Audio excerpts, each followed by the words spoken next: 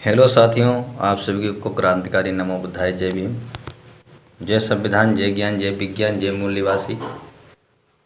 जैसा कि आप सभी जानते हैं साथियों, आज हमारे उत्तर भारत में ये जो हमारे जो त्यौहार मनाए जाते हैं, कई लोग कहते हैं, विद्वान लोग बताते हैं कि त्यों माने तुम्हारी, हार माने हमारी हार। तो ये तमाम प्रकार से ये त्यौहार मनाए जाते हैं। आज बड़ा ही पावन दिवस है जिसे हम लोग नाग पंचमी के दिन, यानी लोग नाग की पूजा करते हैं, दूध पिलाते हैं। लेकिन आप समझते हैं इसका भी कुछ असली रहस्य है। तो वो वीडियो आप लोगों के बीच में लेकर के आया हूँ कि किस तरीके से इन विरोधियों ने हमारे राजा महाराजाओं को ठगा। और जब कोई व्यक्ति शासन करता है, जैसे कोई आगे बढ़ता है, तो लोग क्या करते हैं कि बहुत से लोग ऐसे होते हैं जो उसको बल और बुद्धि से हराने का काम करते हैं, उसकी संपत्ति को हड़पने का काम करते हैं। यही हाल हमारे देश भारत में हो रहा है, आज भी होता चला आ रहा है।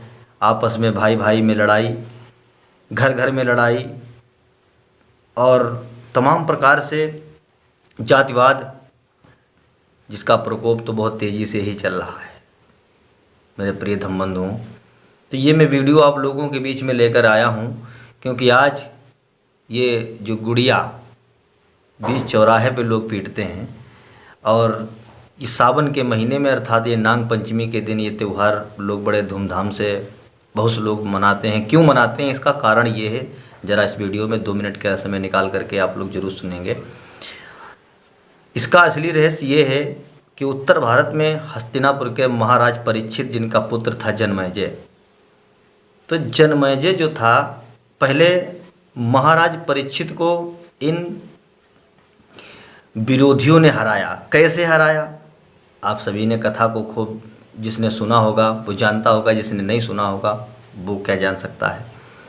तो बताया जाता है कि महाराज परीक्षित एक बार जंगल में शिकार करने के लिए गए। वहाँ पर इन्होंने, बताया जाता है कि कलयुग के प्रभाव से, हालांकि अगले वीडियो में ये ज़रूर बताऊंगा कि मैं कलयुग कब से आया और ये कलयुग क्या है। युग तो हमेशा समय, प्रकृति अपना बदलती रहती है। तो हुआ ऐसा, अब जैसे मान लीजिए एक सर्प को बताया जाता है कि इन्होंने, राजा परीक्षित ने मरा हुआ सर्प, एक ऋषि बैठे थे, उनका नाम तो खैर मैं बताना चाहूँगा। वो बताया जाता है कि श्रृंगी ऋषि के आश्रम पर ये गए। वहाँ पर एक ऋषि जो बैठे थे, उन्होंने इनके गले में सर्प डाल दिया मरा हुआ। तो बताया जाता है कि उन्होंने श्राप दिया, उनका जो शिष्य था बैठा हुआ था, उसने श्राप दे दिया कि यही सर्प 8वें दिन जिंदा होकर के आपको डस लेगा। तो बताया जाता है कि वो सर्प तक्षक सर्प था, लेकिन ऐसा कुछ नहीं है दोस्तों।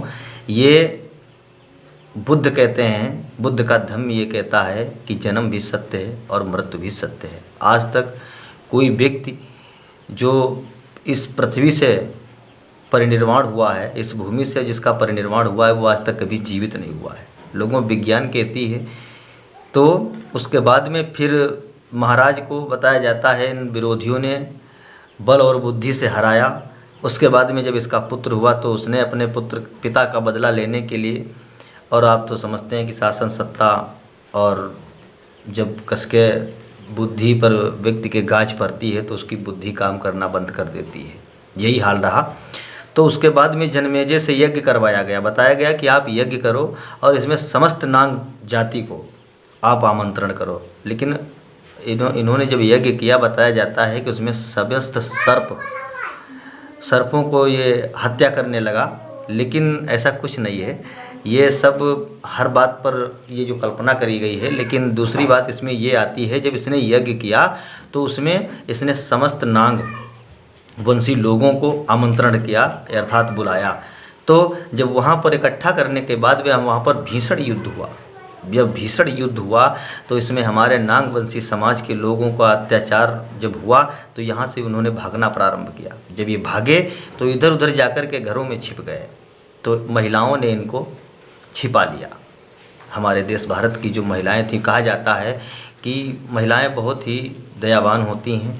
अब इनको जब छिपा लिया तो मेरे प्रिय श्रोता बंधुओं, अब हुआ क्या, फिर जब जन्मेजय को मालूम हुआ कि कुछ अभी ये आस्तीन के सांप बचे हुए हैं, तो इसने क्या किया, एक लालच दिया। आज भी हमारा समाज लालच के चक्कर में ही अपना सब कुछ खो रहा है, गंवा रहा है।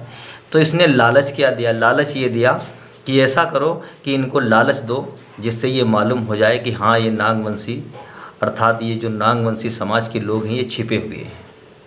तो इसने क्या किया, लोगों में बताया जाता है कि दूध बंटवाया, और कहा जाता है कि सर्प दूध का बहुत शौकीन होता है और दूध पीता यही नाग पंचमी के दिन। लेकिन ऐसा कुछ नहीं, विज्ञान तो ये कहती है कि सर्प दूध नहीं पीता है, पीता भी है तो दूध को पचा नहीं पाता है।